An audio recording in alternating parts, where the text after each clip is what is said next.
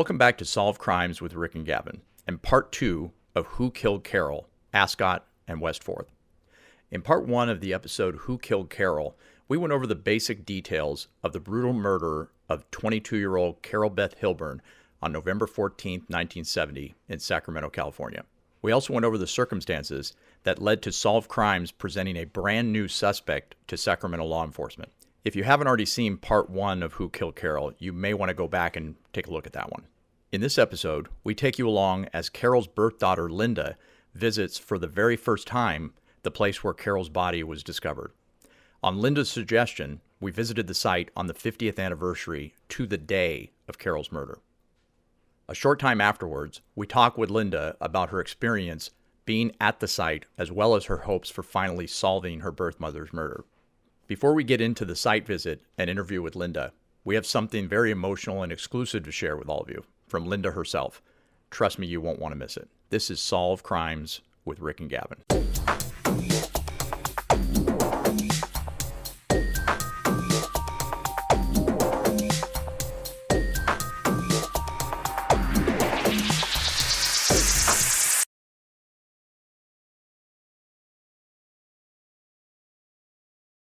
Before we begin, I want to once again point out a very unique aspect to this case. Lynda is Carol's birth daughter. Other than the possibility of Carol holding Lynda briefly after her birth, the two had never actually met. When Lynda was in her early 20s, she sought out her birth parents, only to find that her birth mother had been brutally murdered. Even though Lynda had known most of her life that she was adopted, you can imagine how hearing this news must have hit her. As with most adoptive kids seeking birth parents later in life, Lynda was no doubt looking to get to know her birth mother, to discover what traits they shared, to hear her birth mother's explanation of the circumstances that led to the decisions to put her baby up for adoption.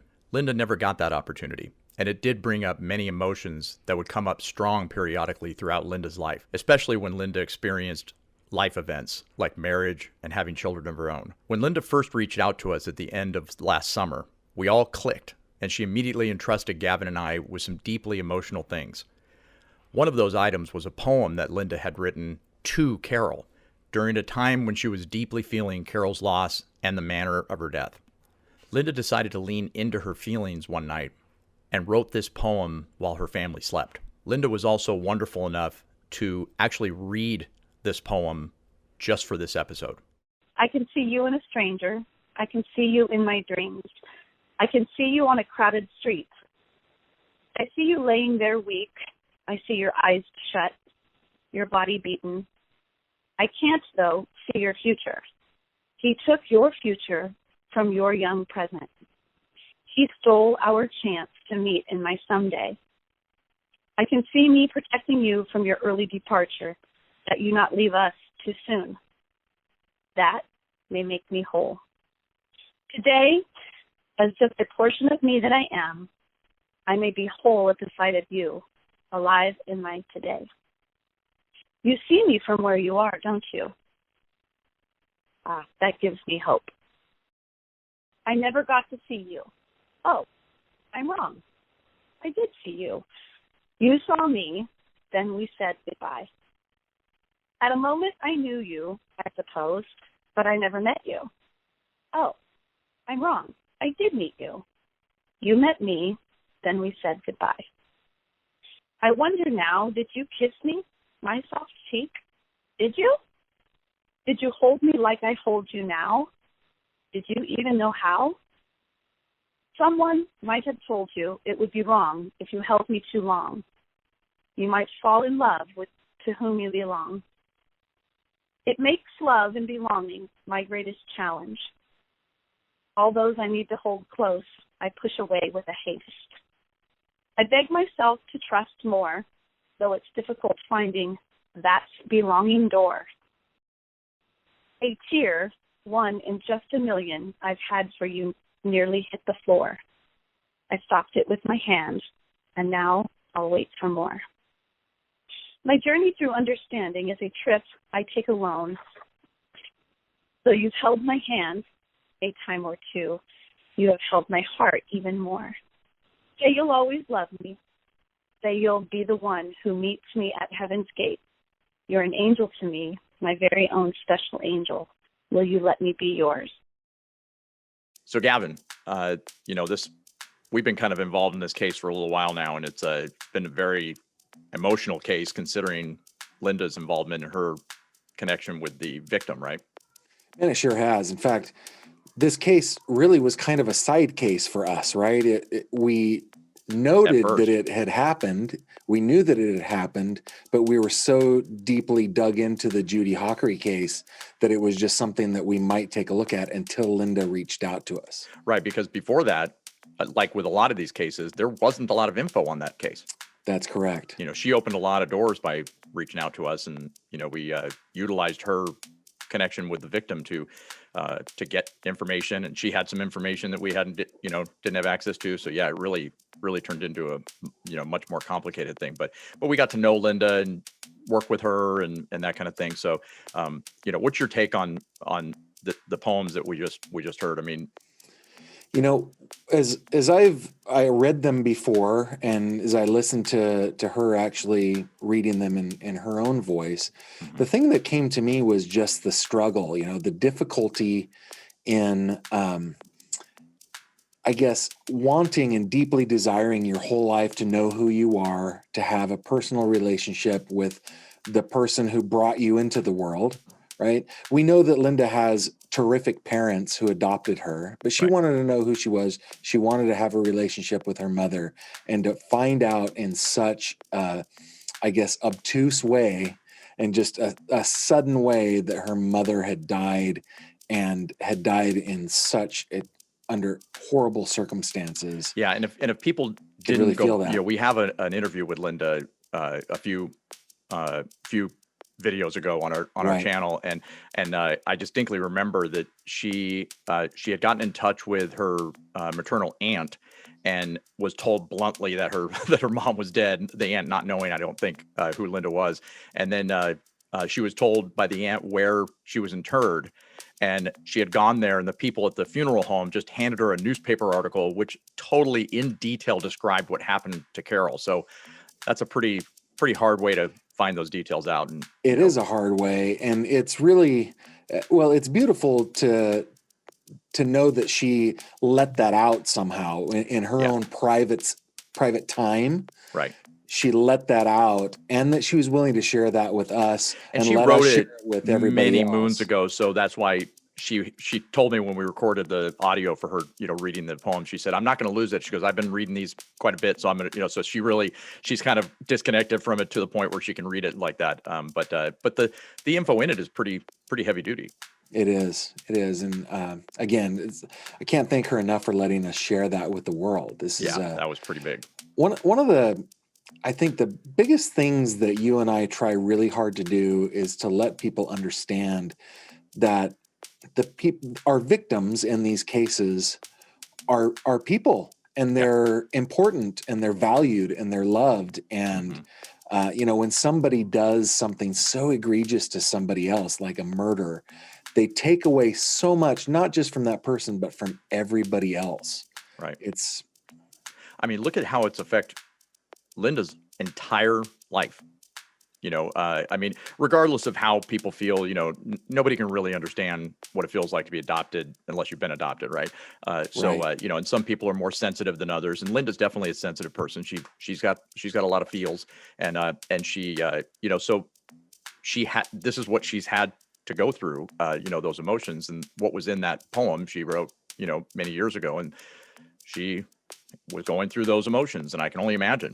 Yeah, and Lynda is a sensitive person, which is what makes it so remarkable that she reached out to us, and then it was her idea to visit the site of where Carol was found on the 50th anniversary of her body being discovered with us. It's just absolutely amazing. I distinctly remember, because it was powerful. The very first phone call we had with Lynda, you and I were on the phone with her, and out of the blue, she said, "Would you guys take me to the site where it happened?" And I just remember going, wow. I didn't even know what to feel. It was powerful is what it was.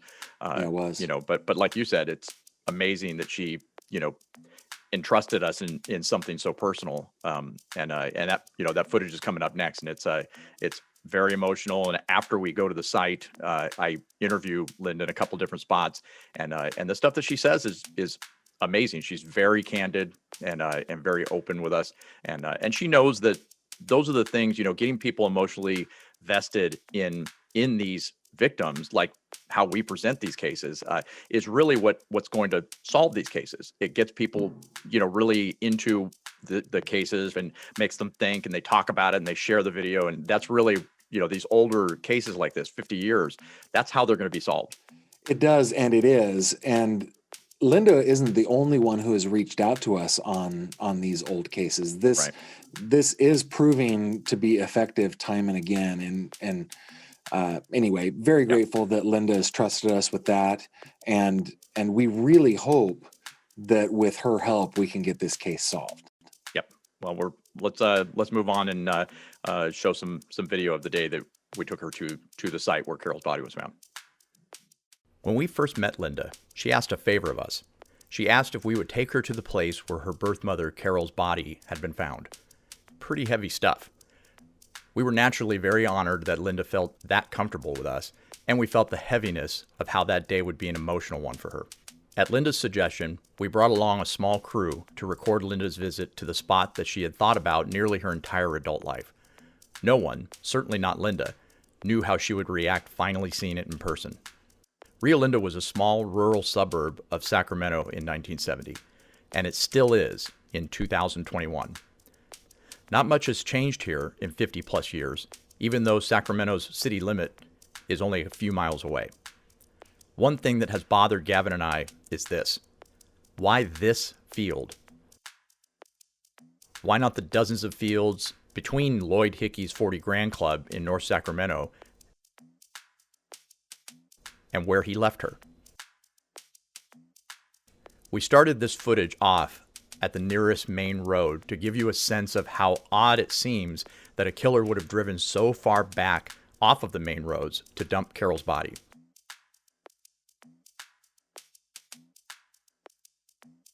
Remember, in November, the killer would have had very little time to dump the body without being seen because the astronomical twilight began at 5:15 a.m. that morning, and by 6:45 a.m., the sun was up.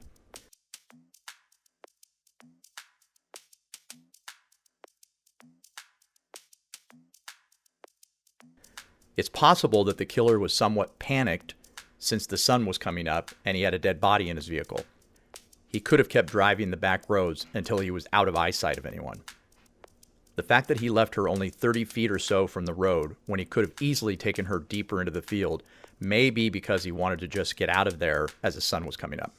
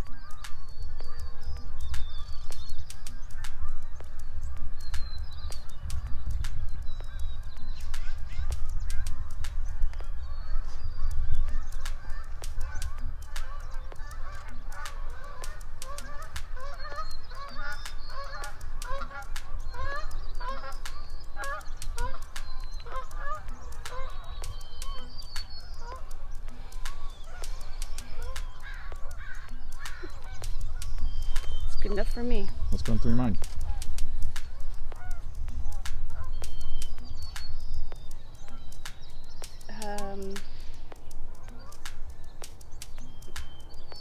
You've had a lot of time to think and prepare for this moment. Absolutely, yeah. She's flown away somewhere else, and I don't feel her here anymore, which is good. I don't need her out here. Right. Yeah. It's peaceful, believe it or not. Very peaceful. And it feels pretty good to be here. to connect with the spot. Check it off your list. Yeah, it was on the list for sure. Yeah, I'm grateful that I got to come. So it's right here, right? About 20 feet off the road. No one had any more specific coordinates, so it was just this field, and there were fishermen used to park right in here, and then walk back through there over that brim, I think, and there's a river there that they used to fish at back in the day.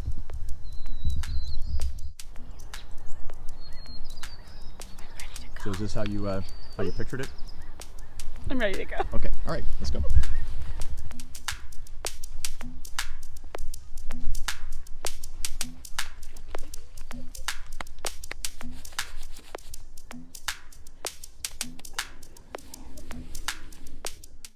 So that was pretty powerful footage. I didn't really know what to expect, and it was such a bummer that you couldn't be there. I mean, it was. I wish I could have been there. I know, it was a big deal. COVID kept me in the East. Right. Yeah, exactly. So, yeah, she certainly wasn't sure. I wasn't sure how she would react. And so it was, I knew it would be emotional. I mean, I couldn't imagine what was going through her brain, but one of the things that she talked to me about, and I want to get your opinion on it. We've talked about this before, is she was specific to why did he, when she was finally standing there in front of the field, she said, why did the killer drop her 30 feet from the road when he could have dragged her way out and she wouldn't have been found for a while? The 30 feet actually isn't that far. No. Right? No, it's not. I just think he didn't care. I think he was in a hurry. Need to get rid of this body and off I go. Well, that's what I told her, because I said, this happened the same month, 50 years ago to this day. And I said, and the sun starts coming up. So I was thinking that maybe he was driving around trying to find a place to dump her. So what time was she last seen? Do you remember? From what we saw in the police report, I believe she was last seen around 5 a.m. Because those clubs back then didn't close at 2 like they do now. So if she was seen at 5 a.m. and the sun's coming up around 6 or so. Yeah. Got to get rid of that body real fast. And you have to factor in, and I hate to say it like this, but it took a while to bludgeon her the way she was bludgeoned. It wasn't a 5-minute she was thing. Brutally beaten. Right. Just terribly. Right. So yeah, he could have been pressed for time with the sun coming up and didn't want to be found. Didn't want to I believe the fence that is shown in the videos and the photographs, I believe that was not there at the time. No, it was not there, because remember, that's also the place where the fishermen used to park. Right. So the fencing was not there. So he just went to that. I mean, it's kind of weird to go all the way. I've been thinking about this. It doesn't make any sense to drive all the way back to that field when there's so many fields that you've shown. There's just so many fields all over the place. Right. It just makes me feel that that's where they were. They were in Rio Lynda. Yeah. I mean, we don't know where we knew. Well, I mean, to be honest with you, we don't know where he got her. We assume that it was at the club, on Del Paso Boulevard. And so, because somehow, some way she got to Rio Lynda, right? So we don't know for sure what happened after she left, the club on Del Paso. So, because there was a report we read, part of the report, the initial police report done by Sac PD, that stated that someone saw her leave with 2 men and another lady. Yeah. So we don't know if one of those 2 men, was involved. They got cleared by police, and they're now both deceased. But they did get cleared by police, so we don't know if they. It was kind of weird though, because they left Sacramento area that day. Right. They were gone. So right. And I don't know if they were from this area. I don't remember if they detailed that out, but I mean, they could have gone to like a late night cafe and the guy got her there. We just don't know those things. I mean, we wish we did, but as far as conjecturing goes, it's kind of odd. That's why when we discussed the possible suspect or the suspect, Terry Carpenter, right. When we were digging into his past and we found that he had ties to Rio Lynda. He had burglarized homes and businesses there. And he grew up in North Sac, which, as you know, is, it's just a few miles away. So, and if that it was a borders fishing Rio spot, Linda. It's right there. yeah, he could have known that fishing spot, and maybe that was the reason why he went so far back. He figured, well, I'll dump her there. I don't know. It's, it's all conjecture. That's one of after those 50 pieces years. of circumstantial evidence that tied Carpenter to this murder, and there are so many pieces like that Right. tie him there. So, Yep, that's absolutely true. I'm still solidly in the Terry Carpenter did this camp. Are you? I am. Yeah, and we're still making a call out if you know who he is or know somebody who might know him. I mean, he had family here in the Sacramento area. Yeah, please help. Yeah. And either help to exonerate or continue to include him in the investigation. That's right. Yeah, and he may not be alive. I mean, we have to factor that in when we're dealing with a 50-year-old case.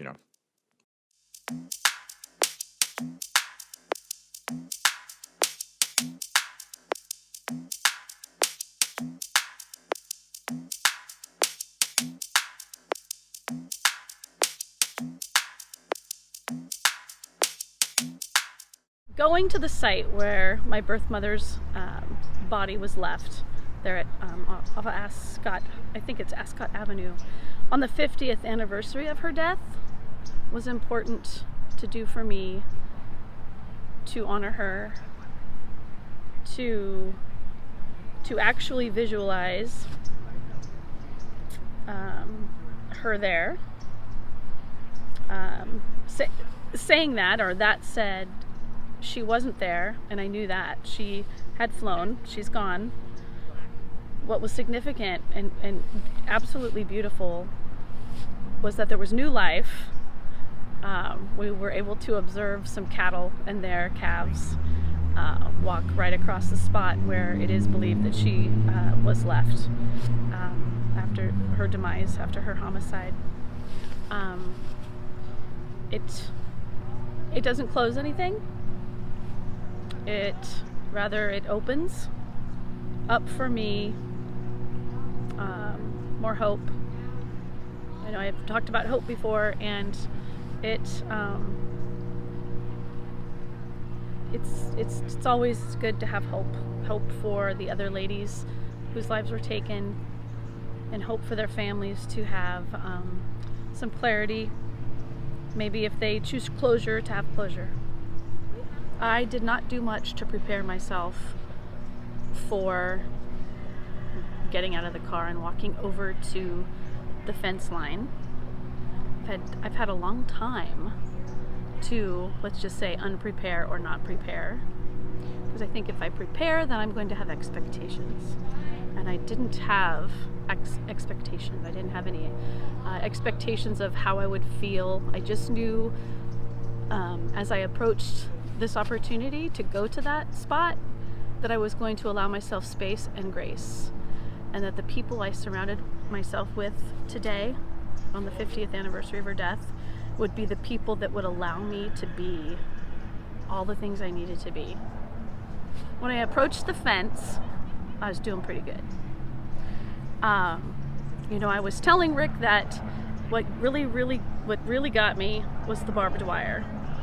Rick asked me why it got me. It wasn't straw, it wasn't a stick, it wasn't the trees, it wasn't the smell in the air, it was the sharp point of the barbed wire. And I think he asked me why, and I said because it's sharp and it hurts. I didn't expect to find barbed wire there, but we did. As I approached the fence, I didn't anticipate feeling anything. I really felt that if I had prepared, like we had spoken about, did I prepare, I would have had expectations, and I didn't feel heaviness when I approached the fence. I felt peacefulness. So upon the fence, the fence that was made of steel rods and barbed wire, I didn't have any expectations of how I was going to feel, how I would be feeling as I stood there at the spot where her body was left, where she was left. I left myself a lot of space, as I mentioned before, space and the grace to be what I needed to be, and to say again how thankful I am that I was with some lovely people that allowed me those two things, to be in a space, a safe space. Because I've had so many years of imagining what it would be like to be at that place, observing where she lie. I've probably have had a million scenarios, and today's feeling and today's vision and today's scene wasn't at all what I anticipated based on my years of it being in my head, this scenario. I was comforted again by the space and the grace that I've allowed myself, and the space and the grace that my posse has allowed me. Okay, so you've been checking off a lot of boxes that have been many, many years in the making. You've been checking off some boxes lately, especially the last 2 days. Yes. So does it give you the sense of accomplishment and that you're headed in the right direction? Yes, and absolutely, without a doubt, I am not going to look back unless it's for referencing or research, but I'm going to stick this out. Or has this process the last couple months, with everything that's happened, including today, has it motivated you? Has it, are you feeling a sense of movement in this, like movement toward maybe some sense of closure? Oh, absolutely. I totally feel movement, and to be part of the movement, being an active member of this little team is satisfying. I feel accepted into the advancement of progress for the case. I believe that for many years I felt solo on this journey, and I've mentioned that before. I actually now feel embraced by more than just my family, my friends, my colleagues at work. They're cheering me on, they're cheering the team on, and they absolutely support everything that our efforts are doing. Overall, if you could pick a word, or 2 words, 3 words, whatever, that describe how you feel after the last couple of days, what's accomplished, what's been accomplished, that kind of thing, what would those words be? How you feel? Inward, mindful. Inward, like retreating inward? No, or not at inward? all. Looking inward. Okay. And while I'm inward, I'm processing. It'll take me a while to take all this in. It's a big weekend, and it'll take me a bit to process it. Makes sense. Clarity will pop in when I least expect it. Right. Yeah.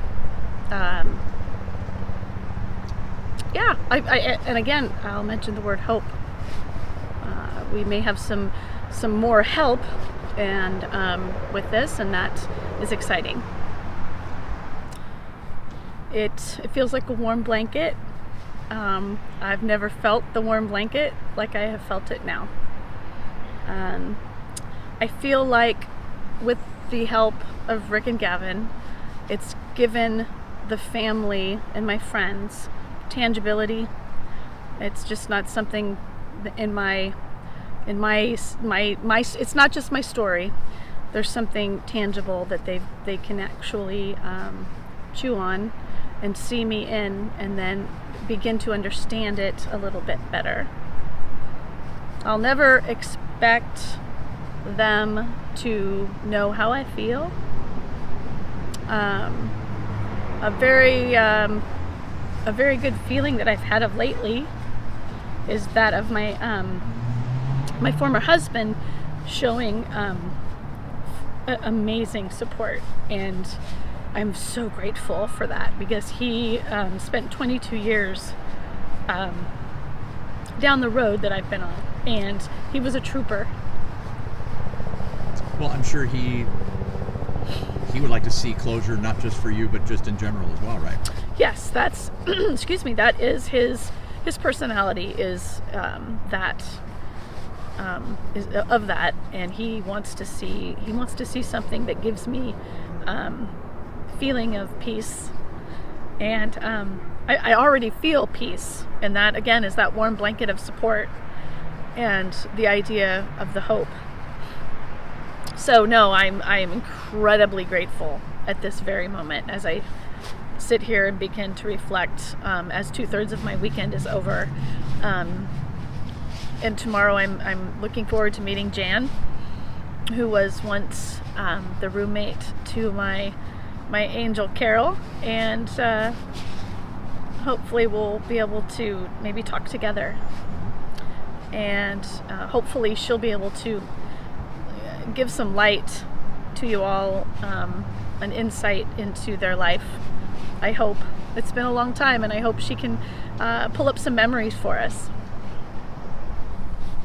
So if you look back to a couple months ago, and you did a search, which you've done pretty much your entire adult life, a search for Carol's name, and you found this video, and when you sent that friend request and eventually got on the phone with us, what does that seem like yesterday, or does it seem like years ago?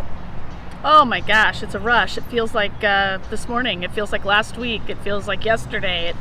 It feels like it just happened. It's been a very speedy process thus far. But I have to say or interject that is how my life goes.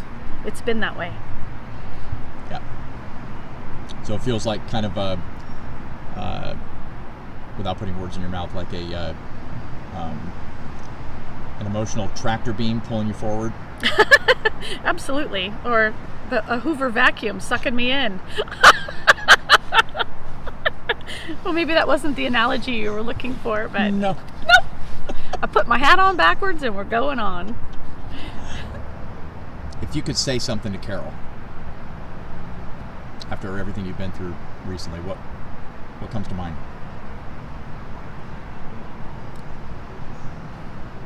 Nothing super poetic, but what just came to mind quickly is we got you, girl. We gotcha. We will continue to work with Lynda on Carol's case as information comes in. As we featured in episode 1, we have turned over this new suspect, Terry C. Carpenter, to the lead detective on Carol's case. So hopefully they will find a way to compare DNA or rule him out altogether. Naturally, this is still an open investigation. As always, if you know anything about this case, or if you know someone who may have known Carol, or if you know the whereabouts of Terry Carpenter, please visit our website at solvecrimes.tv and fill out our clue tip form. You can do that anonymously. You can also leave a comment below. Make sure you like this video and subscribe to keep up to date on this and the other cases that we're working on. This is Solve Crimes with Rick and Gavin.